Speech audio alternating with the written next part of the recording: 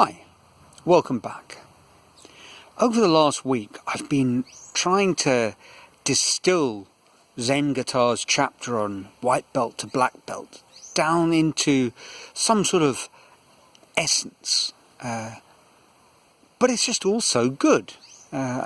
Proving really difficult. I thought I'd make some notes and then things would pop out of that, but the notes almost ended up in a sort of rewriting the chapter type of activity, which is fine. It's a very monk-like thing to do, you know, a practice that is millennial, really.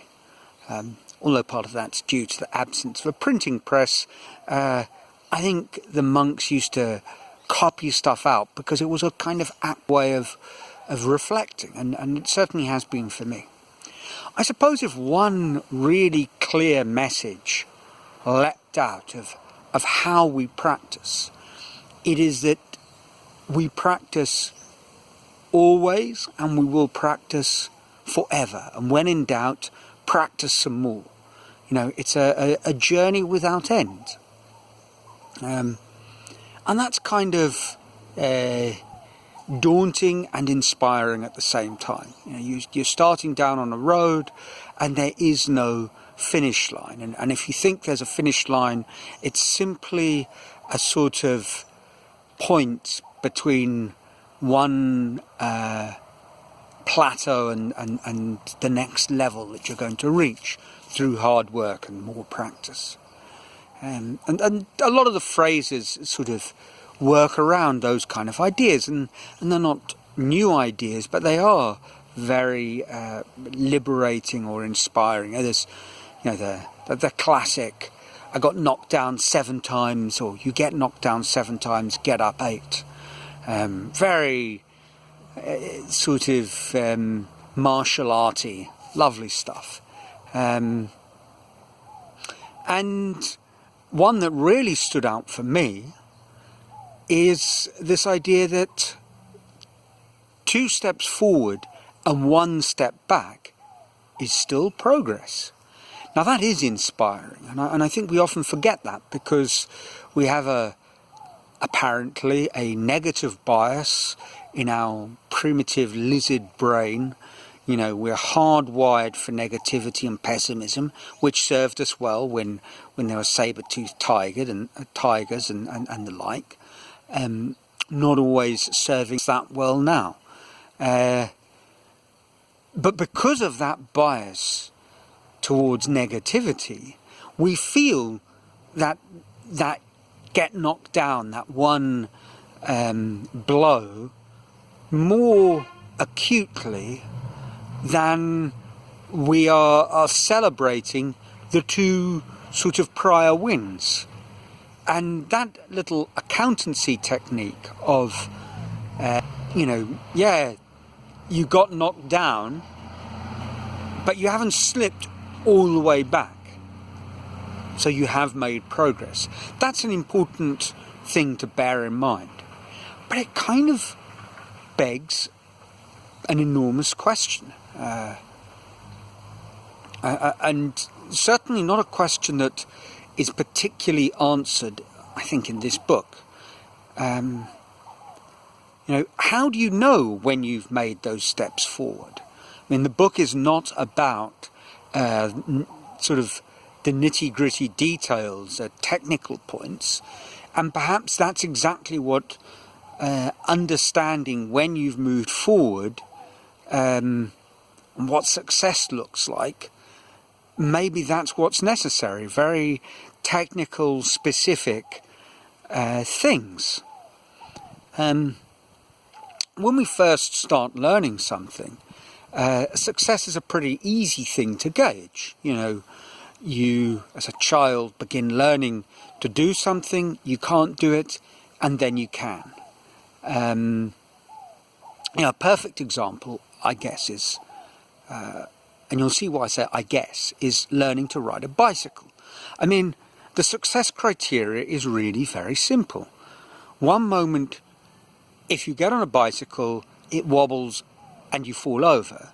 And then after a series of efforts of practicing the art of bicycle riding, you get on the bicycle, you find yourself moving forwards and not falling over, you have learnt to ride a bicycle. Now, I say all of this in a very abstract sort of way because in the interests of full disclosure, and also because I think, if I'm looking for stories, they shouldn't always be ones that put me in a fantastic light. Riding a bicycle, stunningly, is something I never learnt to do, and very unusually so.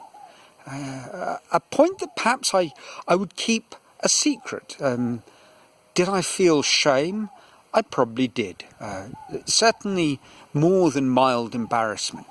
Now, let me be clear, I did try once to ride a bicycle. And perhaps the reason I never learned is because the most natural moment for me to have learnt normally, around about, I guess, the age of 6, was when we left England, and perhaps my parents had been planning the rite of passage teaching their kid to ride a bike, and then they moved to South Africa, so that put the mockers on that for some time, and I just never got around to it. I remember once attempting to learn, our neighbours, the Aurettes, up the road. My brother's class peer, Fred, was, I think, most instrumental in trying to teach me. And I can recall an afternoon when we were on the front lawn. Yes, you heard right, the front lawn. Not the best place to learn a bicycle. And I'm riding a bicycle. I must have been 9 or 10, maybe, I don't know, younger. Older, I can't remember, but we were definitely on the lawn or on a gravel driveway, neither of which the sort of ideal surfaces for learning to ride a bike. The bicycle I was learning on certainly wasn't one of those intermediate pieces of equipment, the bicycle with training wheels, so there was none of that, and their strategy was, look, just pedal, we'll kind of hold you and then let you go, and before you know it, you'll be riding. This was not the way forward for me. It didn't work, and very quickly I just gave up that little game, and they weren't people too keen on investing too much time in teaching me, so very quickly we abandoned that game. My parents, for whatever reason, never pushed me. Maybe that's a good thing, perhaps not. Maybe I was scarred for life, I don't know. It's just, I never learnt to ride a bike. So that's my story for this week, a sort of confession, with an interesting twist in the tale that of all the people I would meet one day and fall in love with and marry, what were the chances that would it be someone else who also never learnt to ride a bicycle? And, I think Rita's peers, like mine, were all people who learnt to ride a bike. There was an assumption it was something you could do, and luckily it wasn't on the curriculum, so I was never put in any embarrassing spots. Once or twice, I suppose, I declined going on a bike ride saying I like walking, which is true, but perhaps a key detail had been omitted. So there we are, Neil the non-bike rider, and so it shall be, because I don't really have any real desire to learn now in my 50s. Now, that's a pretty obvious success-fail kind of thing, but most activities, very quickly, it becomes less clear if what you're doing should be viewed as a success or a failure. When you're learning to play, for example, a musical instrument, there will be very long periods of practice when progress may be difficult to discern, and whether you view something as an abysmal failure or fantastic success, well, that will be quite a tough question to answer. And on reflection, it seems that there are two sorts of sources for the answer to that question, and each of those sources can kind of be subdivided. the first way we know whether something is success or failure, I guess, is we find out externally, whether it's through an external guide, a teacher, which I suppose is the most common way of doing something, and people tell you that you have faith in. You're making progress, that's wonderful, and that encourages you, and you keep on going. And if they're good teachers and they're telling you the right sort of stuff, and doling out the learning experiences in the right bite-sized portions, well, you make progress. But for a lot of what we're learning, we don't have that external source. Certainly that's true for me in terms of my art. And so without an external teacher, it's very tempting to rely on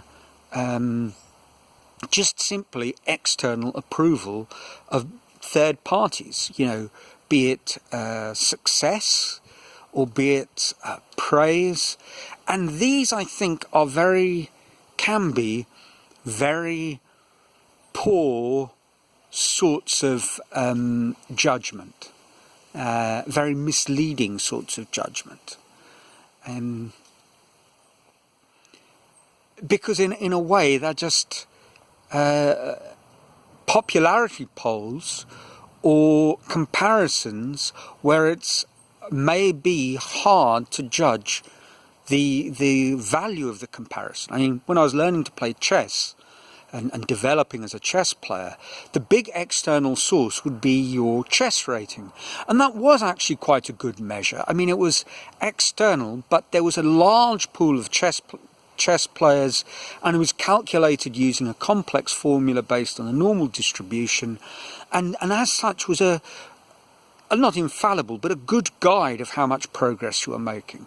But very often saying that you've won something or lost is no real insight in how much progress you've actually made. So if you can't get that kind of information externally, can you get it internally? And I guess very often, actually, you can. And in Zen Guitar, I think Phillip Toshio Sudo emphasizes this, how you intuitively feel what you're doing. And you feel that you're making progress, because what you're really trying to do is get in touch with something that is naturally within you. You're kind of trying to bring a song out. And whilst that may make some sense with the musical instrument, certainly because in a way you're intuitively feeling if you're making progress, and you're also making a comparison to all the multitude of music you've already heard. So that's quite useful. Sometimes, again, for me with my wire sculpture, it's difficult to do that, because what are you comparing it to? There's not a lot out there. So that brings me on to the fourth approach that I'm going to mention today, which is really, and it is internally driven, which is to develop metrics. Now these metrics might be something that is very measurable and quantifiable. If you're learning to play an instrument, you can measure how you're playing in comparison to a track. And indeed, there are ways of calculating your success in that area. Or the measurement might be indirect. And for me, what has worked is simply thinking of it in terms of, I know I'm making progress by producing more work, so I will simply measure how much work I'm doing. And there's a wonderful story that's mentioned a lot of a pottery class, and there were two groups. One was graded by how many pots they produced, and the other one was graded on the quality of their best pot. But in the end, the group that made lots of pots ended up making better pots.